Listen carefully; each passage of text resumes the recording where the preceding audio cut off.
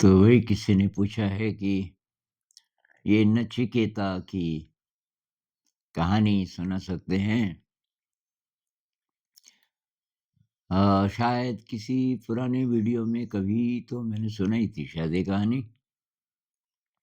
ये कठोपनिषद में है और ये नचिकेता की कोई बच्चा था 8-9 साल का रहा होगा। उसके पिताजी थे बहुत बड़े ऋषि, उनका नाम था उद्दालक मेरे ख्याल से। एक और नाम भी था उनका बाजश्रवा। तो उन्होंने कि बहुत बड़ा यज्ञ किया। तो बहुत सारे ब्राह्मण बुलाए। तो जब यज्ञ का समापन हुआ तो ब्राह्मणों को 1000 गायें दी दान में।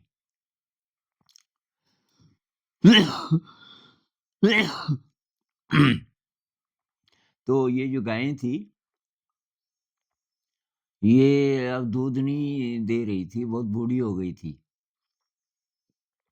ये नचिकेता को ये बात बहुत खराब लगी। अब जब ये ब्राह्मण लोग जा रहे थे गायों को लेके, अब वो आपस में बोल रहे थे, पिताजी के पिताजी के खिलाफ ही बोल रहे होंगे कि ये गायें जो किसी काम की नहीं है, वो दी हमें दान में। अच्छा, उन्होंने ये उद्दालक को क्यों नहीं कुछ बोला, क्योंकि वो बहुत खतरनाक था, वो श्राप दे देता था। तो ये बच्चा गया पिताजी के पास, पिताजी बहुत प्यार करते थे उसको, नचिकेता को। नचिकेता ने बोला, पिताजी एक बात बताइए, आप ही ने मुझे बताया था कि दान में वो चीज़ देनी चाहिए जो आपको सबसे ज़्यादा प्रिय हो, तो आपने गायें क्यों दी? ये तो आपने जो बोझ था आपके लिए वो टाला एक तरीके से। ये गायें केवल अब इनकी देखभाल करनी पड़ रही थी, दूध ये दे नहीं रही। पिताजी को बहुत गुस्सा आ गया, गुस्सा बहुत आता था और वो श्राप देता था। तो उन्होंने बोला, भाई तू चुप हो जा, कुछ मत बोल।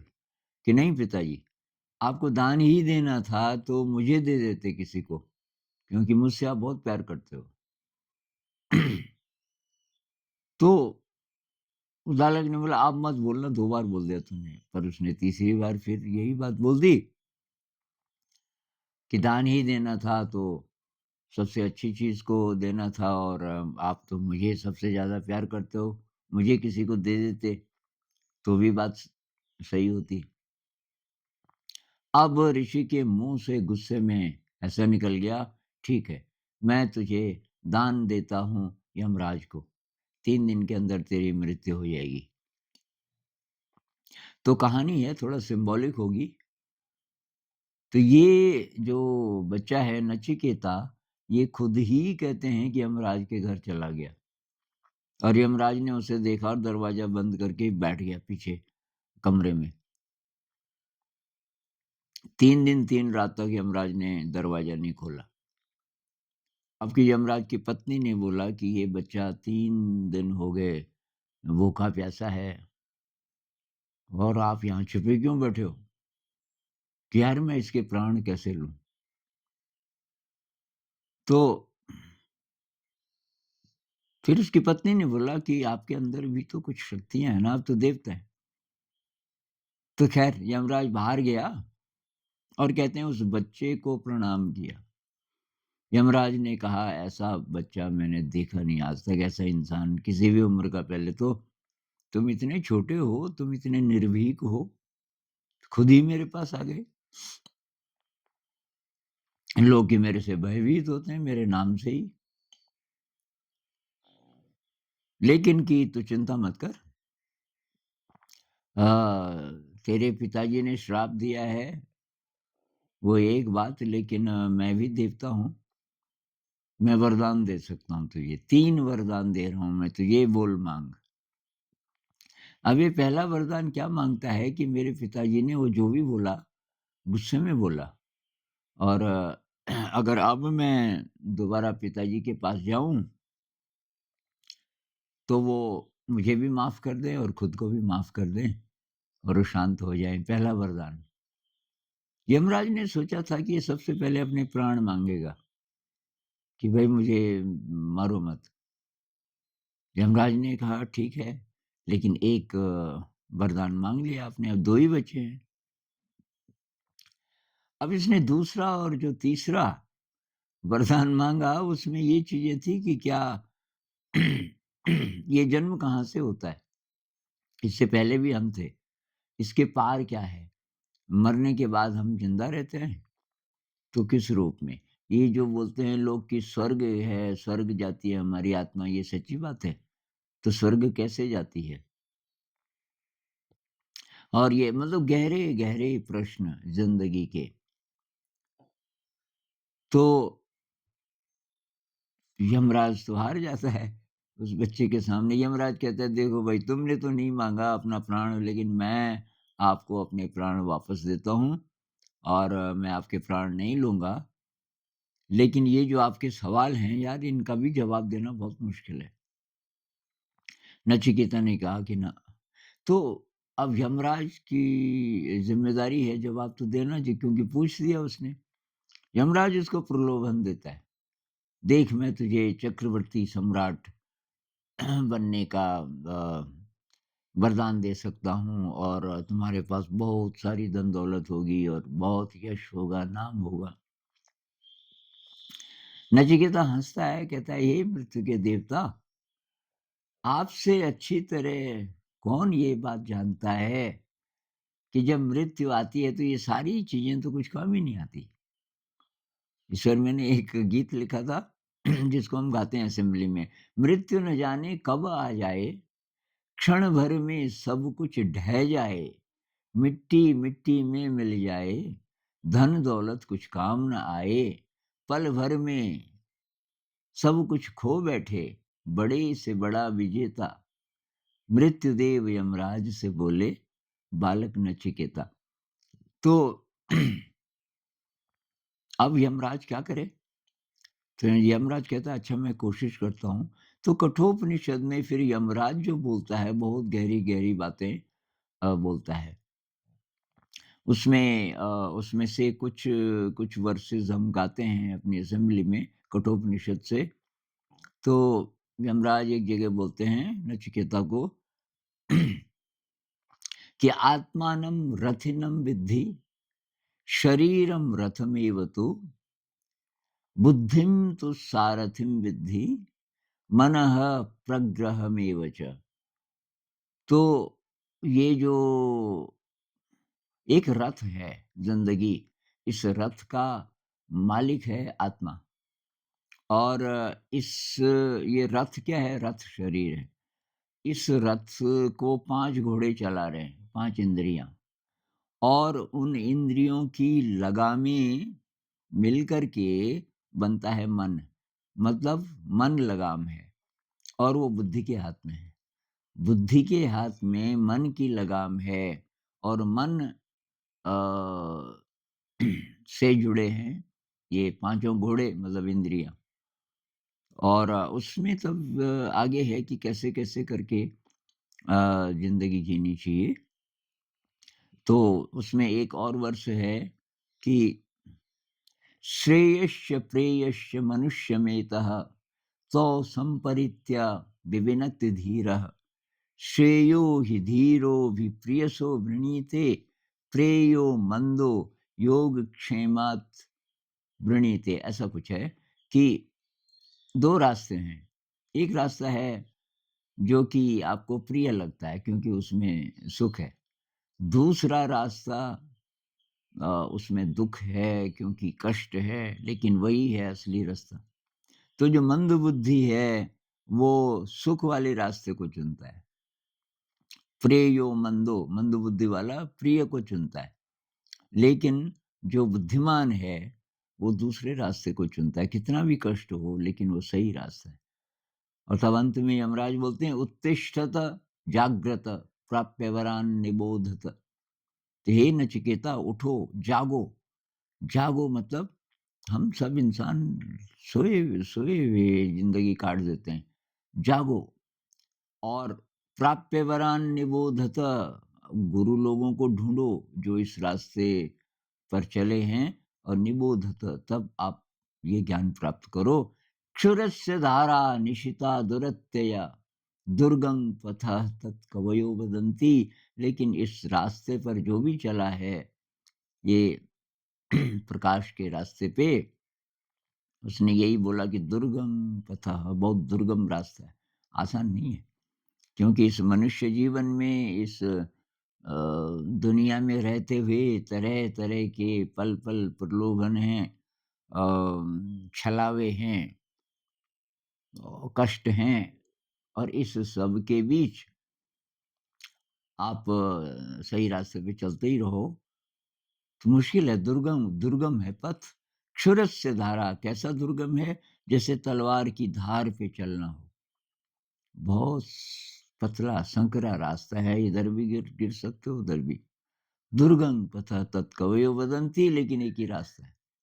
अगर आपको इंसान बनना है, मेरी एनालॉजी है कि वो कैटरपिलर से तितली बनना है अगर आपको, तो वह एक ही रास्ता है और बहुत मुश्किल है।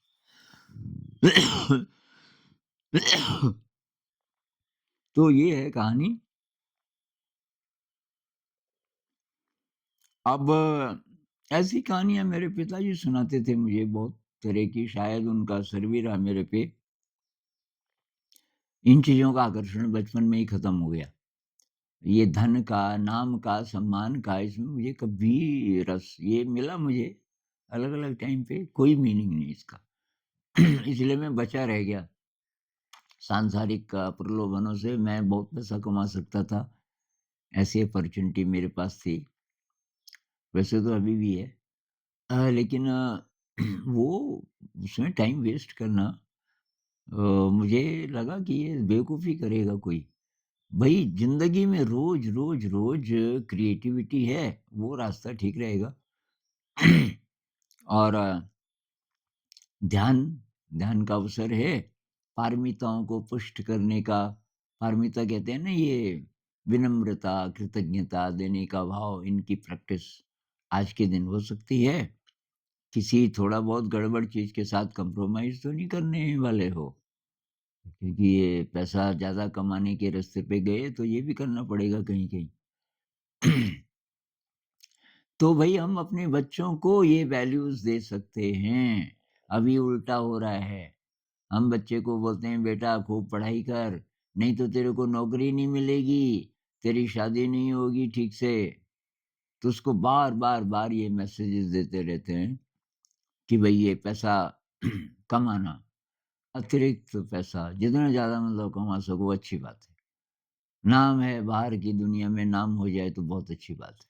ये गलत वैल्यूज़ बच्चे को शिक्षा व्यवस्था तो सिखा ही रही है, लेकिन आप भी, परिवार में माता-पिता भी इन्हीं वैल्यूज़ को सिखाते हैं जाने-अनजाने। भई उसपे तो हम प्रेशर देते हैं कि भई होमवर्क किया तूने कि नहीं किया? लेकिन ये नहीं जाँच करते कि क्रिएटिविटी कितनी है इस बच्चे में।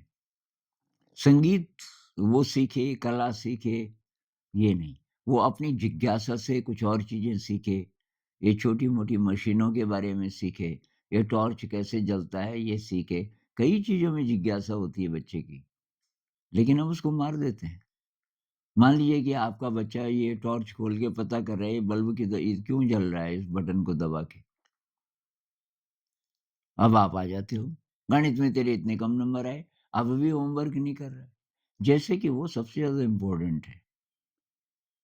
तो वही मेरी दृष्टि में वो अनावश्यक है। अभी जो शिक्षा व्यवस्था है ना और उसका जो प्रेशर है, तो कि भई ये सीखो, वो सारी चीज़ें लास्ट में आनी चाहिए। सीखे तो ठीक, नहीं भी सीखे तो ठीक। बहुत सारे लोग हैं, बहुत बड़े-बड़े संत, बड़े-बड़े वैज्ञानिक तक हुए हैं जिन्होंने ज़्यादा पढ़ाई-लिखाई नहीं की। जैसे मशीनों की समझ बहुत ऐसे लोगों को भी होती है, जो पढ़े-लिखे नहीं हैं। तो ख़ैर, तो असली बात ये है कि ये सारी कहानियाँ केवल मनोरंजन के लिए नहीं है। इनकी मदद से हम अपने जीवन को बदल सकते हैं और अपने बच्चों को वही अच्छे संस्कार दे दे सकते हैं। एक बार एक और चीज़ मैं सुना दूँ उसके बाद तो इसका समापन करेंगे। एक 9th क्लास का बच्चा मेरे पास आ गया और कि कल वो है, परीक्षा है और कबीर जी के दोहे हैं और इनको कोई एक्सप्लेन नहीं कर पा रहा। तो मैंने कहा ला कि हैं तो 4-5 ही, बाकियों का मीनिंग मुझे ज़रा-ज़रा समझ आ गया। तो जो जल बाढ़े नाव में, घर में बाढ़े दाम, दोनों हाथ उलीचिए यही सजन को काम। कि इसका मतलब क्या है? अरे मैंने कहा इसका मतलब तो साफ है। जल बाढ़े नाव में, मैंने कहा नाव चलती है समुद्र में, तो उसके अंदर पानी आ जाए, तो तब नाव खतरे में डूब सकती है। बाहर तो चाहिए, तभी तो नाव चलेगी ना। पानी बाहर तो चाहिए, बहुत ज़रूरी है, नहीं तो नाव चलेगी नहीं। लेकिन अंदर नहीं होना चाहिए पानी। और उसी तरीके से घर में बाढ़े दाम, घर में अनावश्यक पैसा जमा होने लगे। तो जिस तरीके से नाव में पानी भर जाता है, तो हम क्या करते हैं? हम उसको बाहर फेंकते हैं, नहीं तो डूबने का खतरा है। उस पानी को हम बाहर निकालते हैं। जब बड़ी-बड़ी लहरें चल रही हैं, तो कुछ पानी अंदर आ गया, तो उसको हम बाहर फेंकते हैं। उसी तरीके से घर में बाढ़े दाम, घर में अनावश्यक पैसा ज़रा भी होने लगे, तो यही सज्जन को काम, जो सज्जन हैं, बुद्धिमान हैं, वो उस पैसे को नहीं जमा होने देते ज़्यादा। जितना चाहिए आपको उससे ज़्यादा नहीं। उलीचिए, उसको बाहर निकालिए उस पैसे को, किसी की मदद कीजिए। तो समाज में बहुत सारे काम आप कर सकते हो उस पैसे से। तो मैंने कहा तुझे समझ आई ये बात? कि हाँ जी, हाँ जी। तो मैंने कहा बोलेगा पिताजी को? पिताजी पिताजी थोड़ा उस प्रकार के थे, पैसे का थोड़ा इधर-उधर वाले। मैंने कहा तू पिताजी को ये समझा सकता है? तेरे पिताजी हैं इस लाइन में। अब पिताजी तो अपने आप तो नहीं सुधरेंगे ना, लेकिन तू बोलेगा कि देखो कबीर जी तो क्या बात कर रहे हैं, दोनों हाथ उलीचिए, आप तो जमा ही करते जा रहे हो। अब हमें हो गए करीब 15 मिनट, इसी एक ही दोहे दोहे पे वो उसको परेशानी होने लगी कि अंकल जी अब कल तो परीक्षा है ना, तो ये तो अब एक ही किया आपने, अब ये पता नहीं कब तक खत्म होंगे, तो मैं उससे गाइड से पढ़ लूँगा। तो मैंने कहा चल ठीक है। तो ये शिक्षा व्यवस्था हो गई। कबीर जी को भी परीक्षा के लिए यूज़ कर रहे हैं हम, जिन्होंने ज़िंदगी सिखाई कैसे जीना है। हम इसलिए पढ़ रहे हैं और पढ़ा रहे हैं कि कल परीक्षा पास करनी है। काहे के लिए पास करनी है? कि तब नंबर अच्छे आएँगे और नौकरी मिलेगी। उल्टा हो गया। हमने सब चीज़ों को जहाँ-जहाँ से प्रकाश की यात्रा शुरू हो सकती थी, उन चीज़ों को ऐसे-ऐसे जगह डाल दिया कि अब वो मैसेज ही गायब हो जाता है। कबीर जी का जो रियल मैसेज है वो स्टूडेंट्स के पास पहुँचता होगा, पहले तो टीचर्स के भी पास, पता नहीं। मैसेज पहुँचने का मतलब उसी क्षण से आपका जीवन बदलने लग गया। जैसे यही है दोनों हाथ उलीचिए, तो जिन-जिन के पास अतिरिक्त पैसा है, उनको अगर बात समझ आ जाए, तो अभी से वो उस पैसे से कुछ अच्छा काम करना शुरू कर देंगे। तो ख़ैर इस पे थोड़ा विचार कीजिए, तो नमस्कार।